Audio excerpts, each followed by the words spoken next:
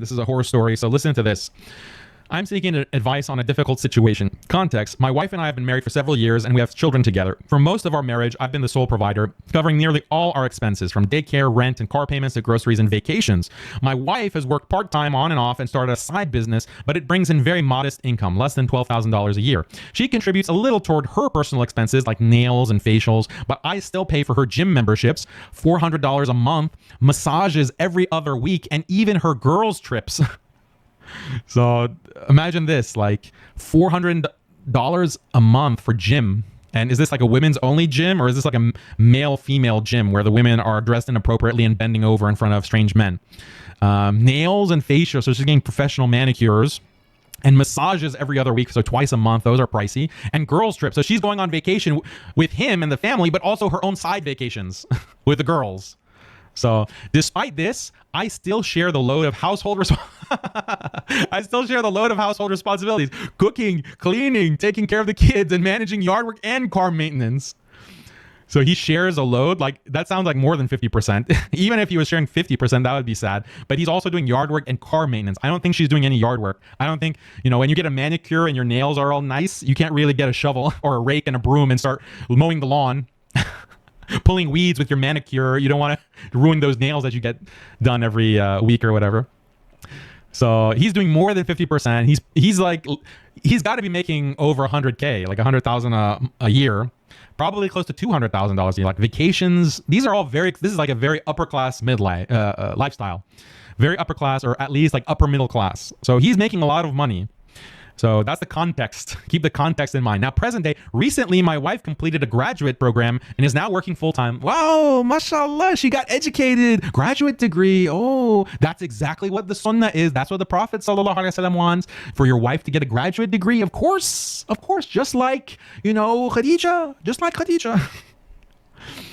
So she's now working full-time, earning a good income, nearly matching mine. However, she still refuses to help with household expenses or reduce her spending.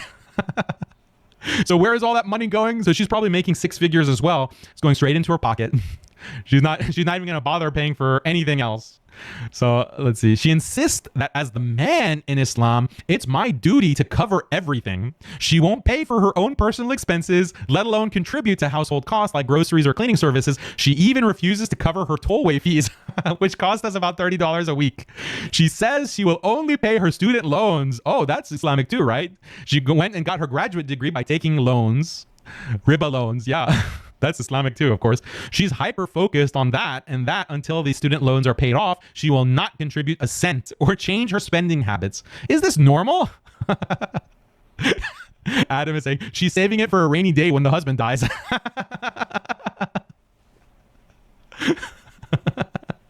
Yeah, she's smart. When this simp kicks the bucket, I want to continue taking vacations and girl trips. So gotta spend that dough, gotta save it. My money is my money. Your money is my money. She really has a Islamic understanding. What's your problem? What's your problem, bro? Are you insecure?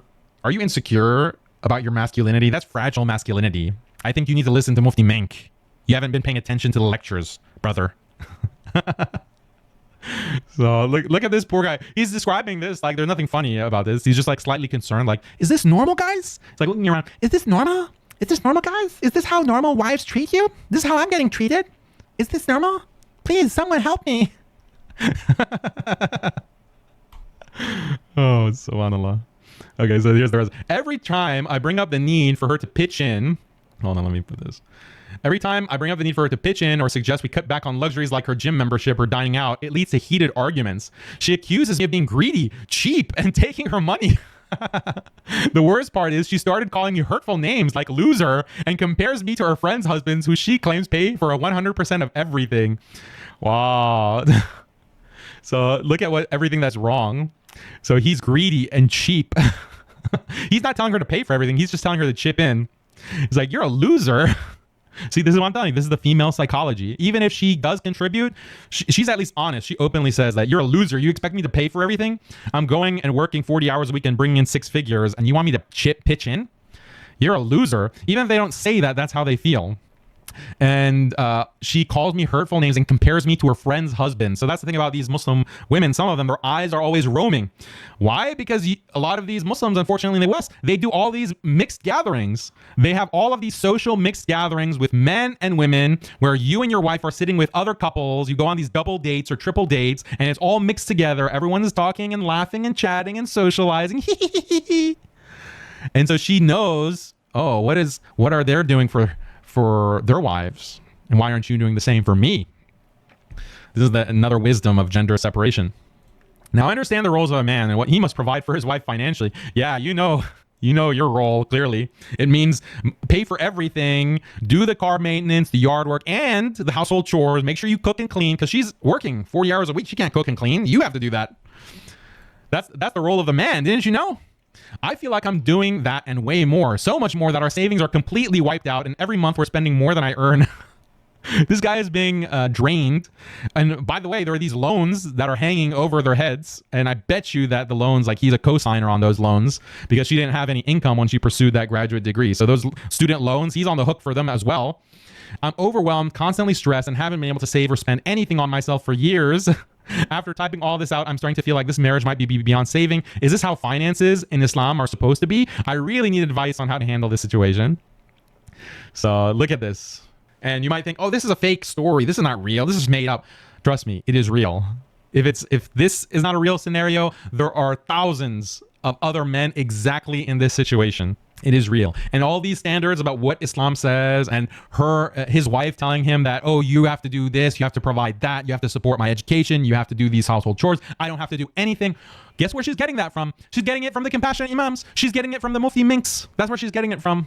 These simps are going to learn sooner or later. Like, these simps, all of them will learn a very difficult lesson. They're just going to learn it sooner, or they're going to learn it later. It's not a joke when we say we're opposed to women's education. It's not a joke. When we say that we want traditional gender roles and we want the Sunnah, we want Islam, it's to prevent this horror story, this nightmare, this disaster. This guy's life is ruined. This guy's life is ruined. And unfortunately, he has a hand to play in that ruin, because he was the one who didn't put his foot down. He's the one who didn't teach her what Islam actually says. He's the one who took out those loans, or allowed her to take out loans to get a graduate degree. He shares a lot of the blame. So don't be this guy. Don't be this guy. I don't know what other, how I can scare you straight.